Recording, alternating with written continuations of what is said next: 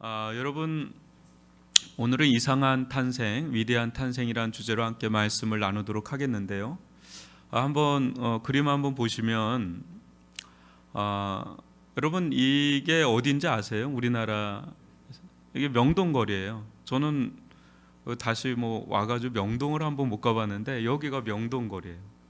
이게 언제적 사진인지 아시나요? 저 사진이 2019년 작년도 크리스마스 이브 때 사진입니다. 그 다음 보시면 요게 어디는 다 명동 거리예요. 저는 저기를 안 가봤지 아마 가보신 분들은 늘 매년 명동 거리에 크리스마스 이브 날 어떤 일이 일어나는지 아마 저 때는 크리스마스가 기독교만의 전유물이 아니잖아요. 다들 징글벨도 나오고 그러면서 다들 좋아하는 때가 이때란 말이죠. 근데 요게 끼어들었죠. 올해 이게 지금 사인이 좀 빨리빨리 맞았으면 좋겠는데요. 뭡니까 이게? 코로나19죠. 이게 끼어들면서 어제 사진을 제가 한번 또 인터넷 기사로 한번 봤는데 보시면 이게 이제 아까 우리가 봤던 명동거리예요. 그러니까 진짜 사람이 없죠. 사람이 한 명도 거의 이제 두문분출하는 그런 상황입니다. 이게 어제 나온 뉴스의 어떤 사진들을 제가 한번 모아봤습니다. 작년도 올해 그 사이에 코로나19가 끼면서 이 성탄의 어떤 전경이 이렇게나 바뀌는 거죠. 아마 이제 교회 사진을 해도 전혀 이제 달라지는 거죠. 교회 또 이때 사람들 1년 중에 한 번, 두 번 나온다면 성탄절, 부활절 그런 분도 있을 텐데 지금은 우리가 이렇게 보는 것처럼 거의 나오지 못하는 이런 상황에 있는 거죠. 그래서 여러분 요게 나오기 전까지 제가 볼 때는 이게 회복이 없어요. 그 다음에 이렇게 보시면 이 백신이 제가 볼 때는 이 백신이 이렇게 쫙 우리 국민들한테 전 세계적으로 이게 보급되지 않는 한 웬만해서는 이게 회복이 되지 않지 않겠나 이런 생각을 할 정도로 이 바이러스, 이 코로나 바이러스를 잡는 이 백신이 나와야 우리가 진짜 구원받는 거죠. 한마디로 이 코로나로부터 이게 구원받는 거 이게 얼마나 우리들 가운데 필요한지 모릅니다. 여러분 오늘 우리가 이 말씀을 좀 봤는데 첫 번째 우리가 이 말씀을 보면 정말 이 세상 가운데 너무너무 이상한 탄생이 한 번 있었어요. 역사적으로 그것을 오늘 한번 다루는 겁니다. 여러분 18절을 같이 읽어보도록 하겠습니다. 시작. 예수 그리스도의 나심은 이러하니라. 그의 어머니 마리아가 요셉과 약혼하고 동거하기 전에 성령으로 잉태된 것이 나타났더니. 여러분 예수 그리스도의 탄생에 대해서 성경에 이렇게 몇 군데 이렇게 기록되어 있는데 보통 여러분 이게 어떤 위대한 인물에 대한 어떤 탄생설이 좀 있어요, 그죠? 우리도 있잖아요, 나름대로. 너를 낳을 때 무슨 태몽을 이런 꿈을 꿨다, 용을 품었다, 이런 얘기하는데 용을 너무 많이 품었어요. 많은 분들이 용 품고 나온 분들인데 다 또 비슷하게 살아가거든요. 근데 박혁거세 우리나라만 해도 누구의 당군 신화도 있고 그래요. 근데 이게 그만큼 어떤 인물의 중요성이 있을 때 탄생에 대해서 얘기를 하는데 예수님의 탄생도 아주 많이 언급이 돼요. 근데 다른 거는 신빙성이 없어도 예수님의 탄생은 성경에 기록돼서 계속해서 우리들 가운데 전달되어지는 걸 보면 매우 중요한 의미가 있는데 근데 예수님의 탄생은 그 어떤 탄생하고도 좀 달라요. 그래서 여러분 보통 우리가 탄생을 한다면 어떤 과정을 겪습니까? 먼저 결혼을 하죠. 결혼하고 그 다음에 어떻게 해요? 아기를 갖죠. 잉태를 하죠. 그래서 이제 귀여운 아기를 이렇게 낳죠. 그런데 예수님의 나심은 그렇게 된 게 아니라 성령으로 잉태됐다라고 이렇게 나오는 거예요. 그래서 이 부분을 많은 화가들이 많이 그렸어요. 그래서 왼쪽에 오른쪽에 있는 것처럼 그림이 이렇게 나옵니다. 근데 자세히 보시면 여러분들 잘 안 보이실 것 같은데 그 다음 그림도 한번 보시면 조금 더 선명한 그림인데 그 중간에 빛이 나오는 그 부분에 여러분 이렇게 비둘기가 나와요. 그래서 이 하가들이 이게 비둘기를 많이 이게 삽입해 돼 있어요.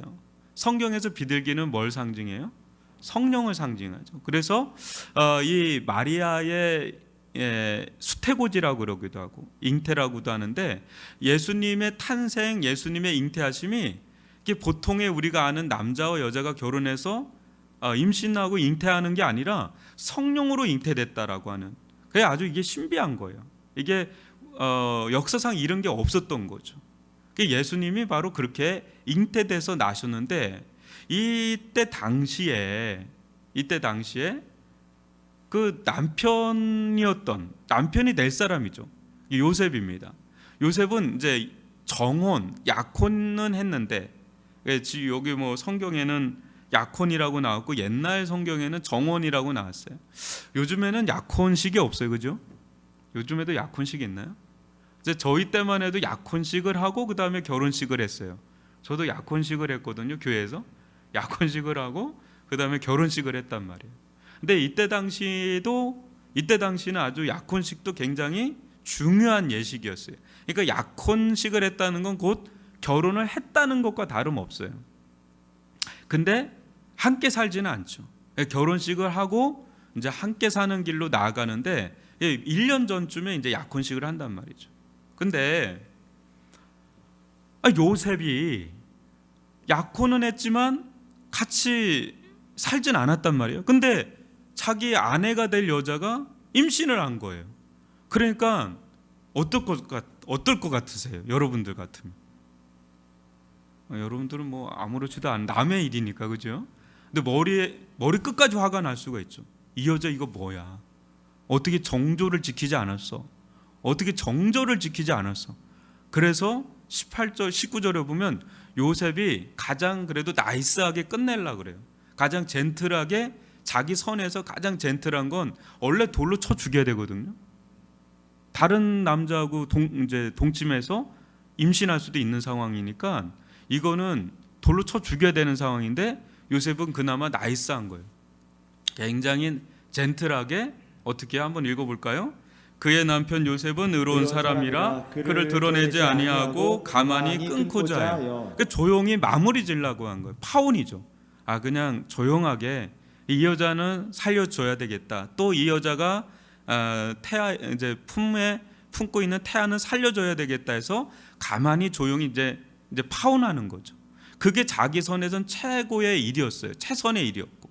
그런데 이런 일을 이제 생각하면서 잠을 들었는데 이제 천사가 나타난 거죠. 20절을 같이 읽어보죠. 시작.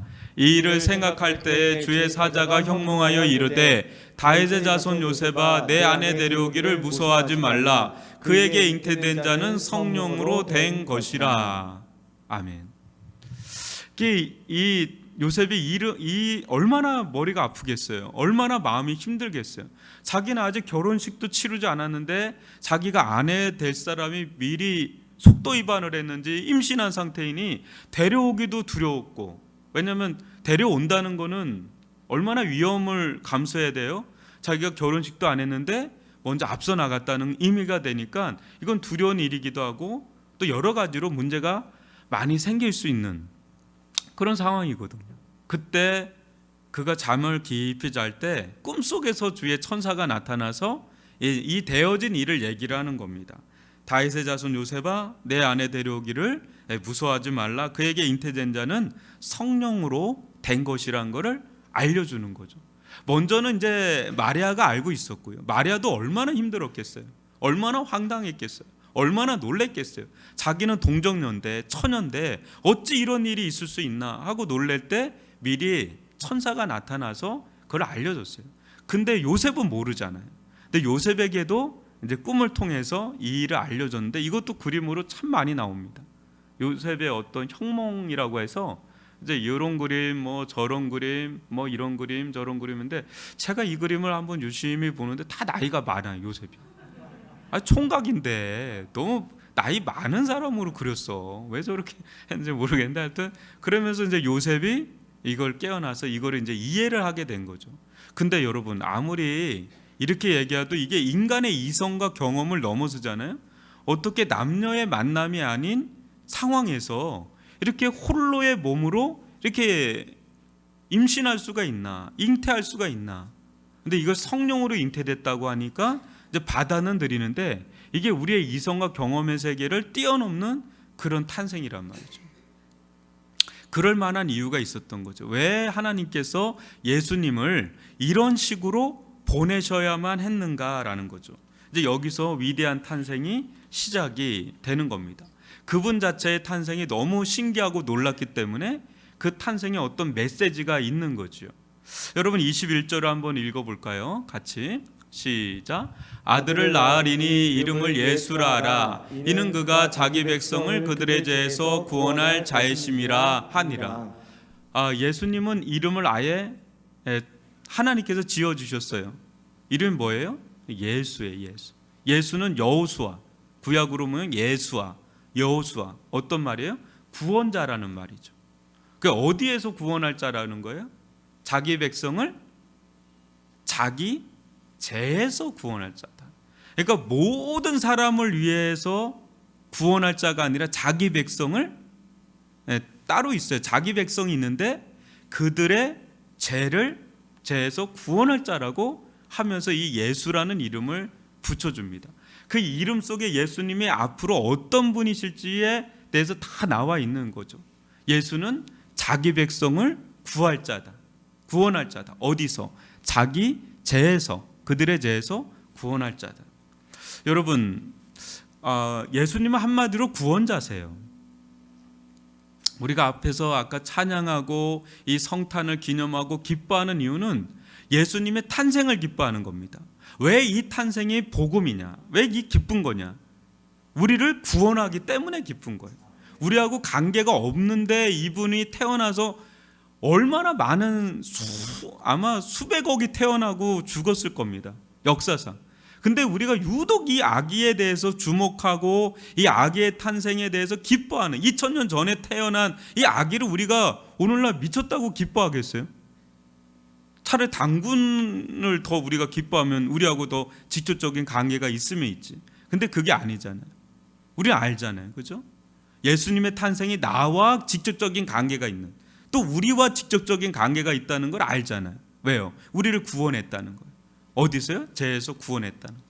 근데 여러분 한번 보세요. 이 구원이라는 말이 되게 생경한 단어예요.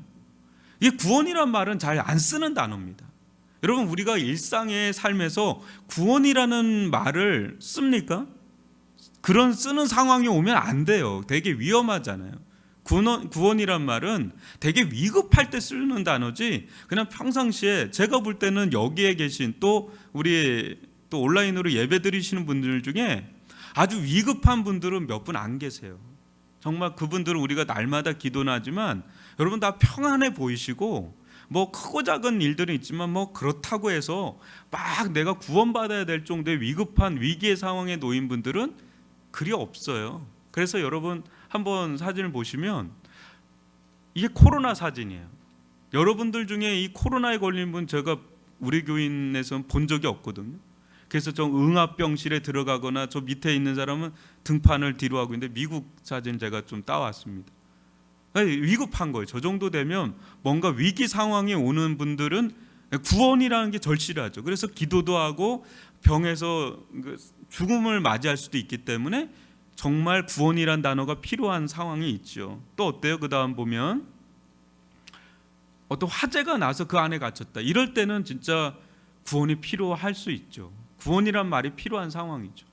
제가 예전에 몇 년 전에 아침에 이렇게 가는데 어디 그 독서실에서 불이 났는데요. 사람 손이 왔다 갔다 하면서 막 그 창문을 막 두드리는데 제가 너무 놀란 거예요. 그 안에 갇혀서 못 나오는 사람인 것 같아서 막 그 벽을, 그 창문을 막 부여잡고 막 그렇게 하는 느낌을 받은 거예요. 그 창문 무슨 이렇게 문을 뭐로 이렇게 발라놔서 안 보여. 안은 안 보이는데 형체는 보이는 거예요. 너무 놀래가지고 그냥 얼음장이 됐는데, 알고 봤는데 그 이제 소방관이 안에서 막 하는 그 모습이었어요. 근데 그걸 보는 것만 해도 아주 놀라는데요. 저런 막 화재가 일어났는데 그 안에 갇혔다. 그럴 때는 우리가 구원이란 말을 쓸 수가 있을 거예요. 또 그 다음 장면 보면 이거는 일러스트인데 뭡니까? 세월호예요. 저 고래등 위에 이게 아이들이 이게 타고 있는 거예요. 그 400 몇 명의 아이들. 이제 저런 사건이, 큰 사건이 있을 때 그때 우리는 진짜 구원이 절실하죠. 누군가 여기서 나를 끄집어내는 그런 때 구원이란 말을 좀 씁니다. 또 그 다음 장면은 몇 년 전에 있었던 일인데, 사육사인 여자가 먹이를 주러 갔는데 그 구경하던 그 사람들이 막 소리를 막 지르면서 흥분시켜서 이 사육사 여성이 굉장히 위험에 처해 있는데 가까스로 살아난 사건이 있었어요. 이럴 때는 진짜 이게 구원이란 말이 절실하게 이제 들어가는 단어예요. 그 다음 보면은 또 이렇게 물에 빠져 있는, 저럴 때가 진짜 위기의 상황일 때 우리가 구원이란 말을 쓰지, 여러분들 아무 때나 구원이란 말을 쓰나요? 그러니까 이게 어떻게 보면 이 예수님이 우리에게 그렇게 와닿지 않는 분일 수가 있어. 내가 뭐가 구원이 필요해? 나는 해피한데. 보시면 또 이렇게 좀 이렇게 넘겨주세요. 보시면 이게 행복한 가정이지 않습니까? 저런 분들 보면서 무슨 구원이란 말이 이렇게 나올 수가 있겠어요? 안 그렇잖아요. 그 다음부터 보고 너무 단란하고 행복한 이런 어떤 가정들을 보는데 어떤 구원이 막 필요하다 이런 말이 와닿지가 않는 거죠. 여러분들 가운데도 큰 어떤 병고가 있지 않는 한 내가 구원받아야 될 자다, 이게 와닿지가 않는 말씀일 수 있어요. 그럼 예수님도 와닿지가 않아요. 나한테 헬프미, 내가 뭔가 헬프미 막 하는 상황이 와야 예수님이 와닿을 수 있는데, 별로 예수님 와닿을 만한 그런 상황이 많이 나에게 일어나지 않거든요. 우리 삶 속에 그냥 어제가 오늘이고 오늘이 내일이고 이렇게 일어나거든요. 근데 여러분 보시면 아까 보는 이런 단란한 가정만 있나요? 실상 우리들의 모습에 또 다른 이면이 있잖아요. 그림자가 있단 말이에요. 그늘진 데가 있단 말이죠. 어떤 모습이 있어요? 또 보시면은 어떤 전쟁이 있죠. 지금도 끊임없는 전쟁의 위기 가운데 놓여 있는 상황들이 있고, 또 어때요? 또 우리들 가운데는 이런 기근이나 기아 같은 또 이런 일들, 우리는 그런 대상자가 아닐 수 있을지 몰라도 이런 대상에 거해는 있는 사람들이 있죠. 난민들도 있고. 또 어떻습니까? 그럼 대도시에 살고 있는 오늘 현대인들 아무 문제가 없느냐? 안 그러죠. 우리 너무 절망에 빠져 있기도 하고, 너무 고통에 빠져 있기도 하고, 분노에 빠져 있기도 하고, 우리들 가운데는 실은요 너무 많은 문제들이 또 없지 않아 또 있습니다. 말은 안 해서 그렇지 크고 작은 문제들이 우리들 가운데 아픔이 있단 말이에요. 어떤 전쟁이 일어나진 않고 기근이 일어나지 않아도 우리들 가운데 아주 골치 아픈 일들이 있단 말이죠. 가정도 이렇게 행복해 보이지만 또 안에 들어가면 가정에 또 문제들이 다 있단 말이에요. 사람들과의 관계에서 또 있단 말이에요. 크고 작은 문제들이 우리들 가운데 있어요. 그런데 이런 문제들이 왜 일어나느냐? 왜 전쟁도 일어나고 기근도 일어나고, 왜 수많은 질병도 생기고 또 기아도 일어나고 또 이런 우울증도 있고 여러 가지 자살하는 사람들, 수많은 어떤 문제들이 일어나느냐? 그것은 첫 번째는 재해 건세. 이 재해 건세라는 게 있어요. 우리들 가운데 가장 해결할 수 없는 게, 우리도 난 그렇게 살고 싶지 않은데 그렇게 살 수밖에 없는 우리의 연약함이 있단 말이에요. 나는 이렇게 살고 싶지 않은데 그렇게 안 되는 거예요. 내 힘으로는 안 되는 이 우리들 내면 안에, 우리 마음 안에 이 재해 문제가 있어요. 누가 화를 내고 싶겠어요? 누가 분노하고 싶겠어요? 누가 게으르게 살고 싶겠어요? 누가 이렇게 지혜롭지 못하게 살고 싶겠어요? 누구보다 잘 살고 싶은 마음들이 있는데, 우리들 가운데 이 안에 우리들 마음에 욕망의 이 재 어떤 권세들이 있단 말이에요. 내 스스로도 어떻게 컨트롤이 안 되는 이 재의 문제가 있어요. 권세죠, 권세. 내 스스로의 힘으로는 빠져나올 수 없는, 그래서 이게 구원이란 말이 필요한 거예요. 구원이라는 건 누군가, 나는 절대 그 자리에 내 힘으로 못 나오는 자리가 구원이란 말이 쓰는 자리고요, 이 나의 상황보다 더 강한 분이 나를 거기서 끄집어낼 때, 그때 그건 구원자가 되는 거죠. 이 재의 권세가 얼마나 강력한죠? 이 늪과 같아요. 우리를 계속 끌어당기고요, 아무리 이 족쇄에서 빠져나오려고 그래도 빠져나올 수가 없어요. 저희는 사랑하고 싶어요. 저희는 온유하고 싶어요. 저희는 자비를 베풀고 싶어요. 선을 행하고 싶어요. 근데 이게 우리 마음처럼 안 되는 게 우리의 모습이란 말이죠. 또 어때요? 이 마귀의 권세가 있단 말이죠. 사단의 권세가 있대요. 그래서 우리가 늘 끊임없이 누군가에게 유혹을 잘 받아요. 세상에도 유혹을 받기를 잘하고 또 사단에게 유혹을 받길 잘하고, 그래서 내가 가지 않아야 될 길을 막 가는 경우들이 있단 말이에요. 혹해가지고 가는 길들이 또 있어요. 그리고 내면에서 소리가 들려요. 막 부정적인 소리가 막 들려요. 또 주변에 있는 사람들한테도 부정적인 얘기가 막 들려요. 그때 우리가 깨지기 시작하는 거죠. 나는 이렇게 인간답게 살고 싶은데 인간답게 살지 못하게 만드는 그런 깨트리는 일들이 또 일어나고, 또 어때요? 종국에서는 이 사망의 권세가 우리를 기다리고 있죠. 여러분, 사망의 권세에서 누구든 빠져나갈 수가 없어요. 우리는 언젠간 그 길로 입을 떡 벌리고 있는 사망의 권세의 자리로 들어갈 수밖에 없는 게 우리란 말이죠. 이 죄의 권세, 이 사단의 권세, 이 사망의 권세, 이 3대 권세가 우리들을 꽉 옥죄오고 있는 그런 모습이에요. 이것이 우리의 행복을 앗아가고 기쁨을 앗아가고 심지어는 우리의 인생 자체를, 생명 자체를 앗아가는 그 장본인들이 바로 이거예요. 결국은 이 죄의 문제가 결국 우리의 온 인류 가운데, 여러분, 이 코로나가 왜 일어났을까요? 또 우리들 가운데 일어나는 모든 불행의 원인이 뭘까요? 파고들면 돈이 없는 것도 아니에요. 돈이 있으면 그럼 행복해야 되거든요. 근데 안 그렇거든요. 돈이 아주 그냥 어마무시하게 있는 사람들도 불행을 경험하고 심지어는 생을 끊는 사람들이 있어요. 그러니까 돈이 문제가 아니다라는 거예요. 그러면 건강하면 다 된다. 근데 건강한데도 행복하지 않을 때가 있잖아요. 그러니까 우리들 가운데 뭔가 문제가 있어요. 왜 나는 이렇게 기쁨이 없지? 행복이 없지? 왜 이런 문제가 생기지?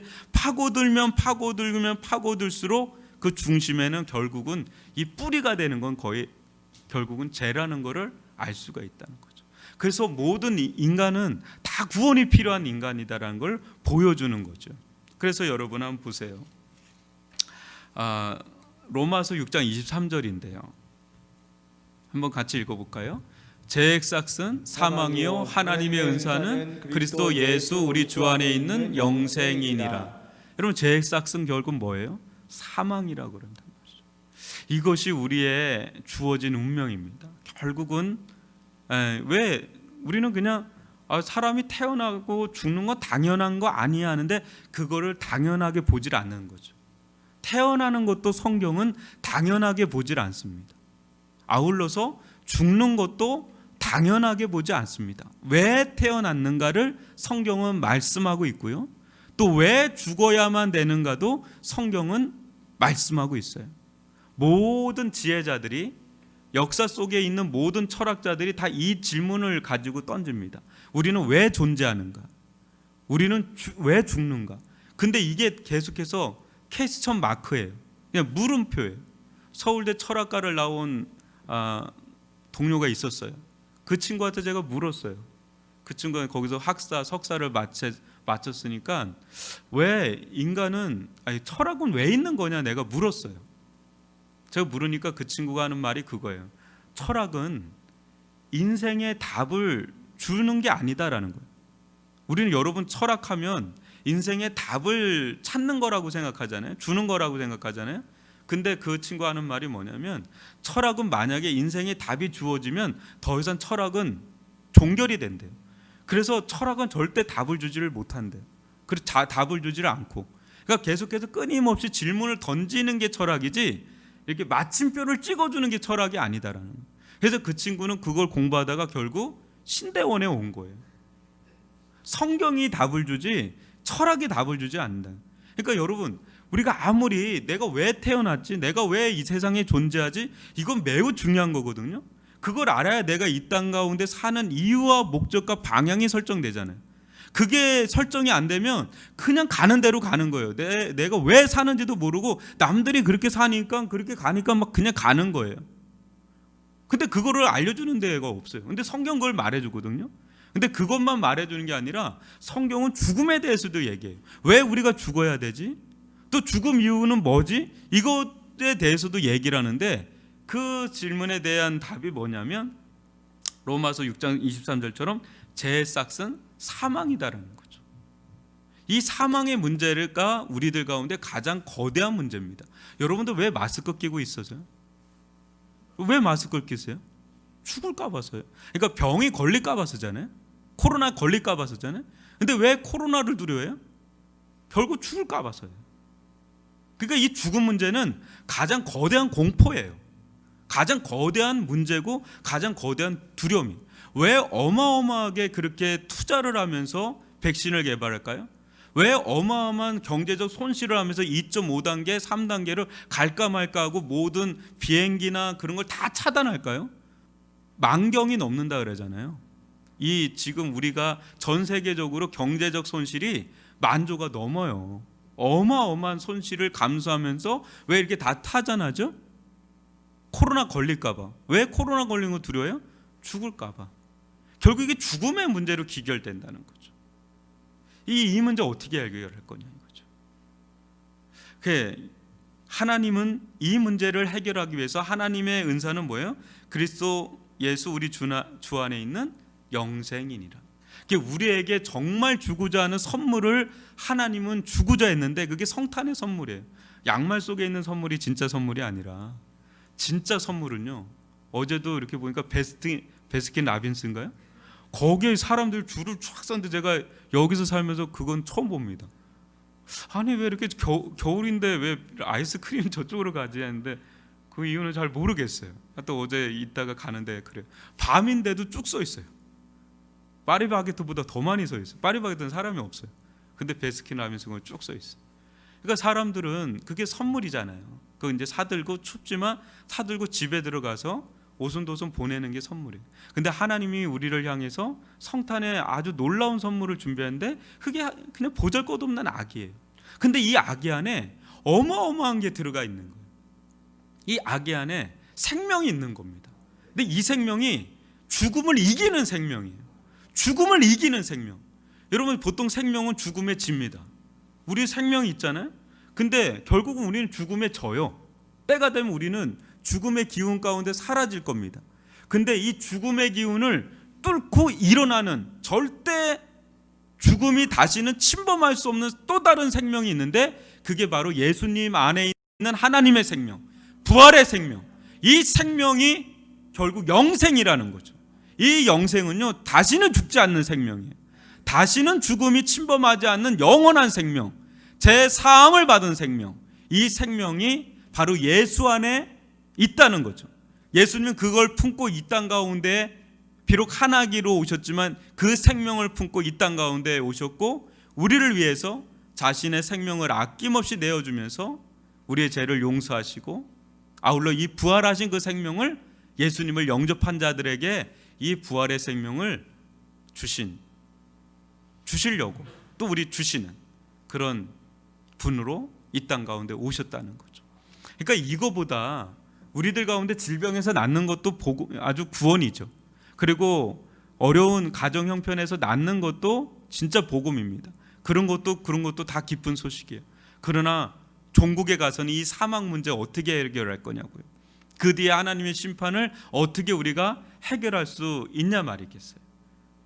오직 예수 그리스도 그분의 생명만이 우리를 이 죄에서 구원할 뿐 아니라 영원한 생명으로 인도하는, 그래서 이 예수님의 탄생을, 그래서 우리가 2000년 내내 이 아기 예수님을 기리면서 기뻐하면서 또 그 탄생이 얼마나 우리에게 안도감을 주는지, 그분이 탄생하지 않으셨다면, 그분이 이 땅 가운데 오시지 않았다면 우리는 어떻게 됐을까? 안도감도 갖고 평안도 갖고 기쁨도 갖게 되는 그런 이유죠.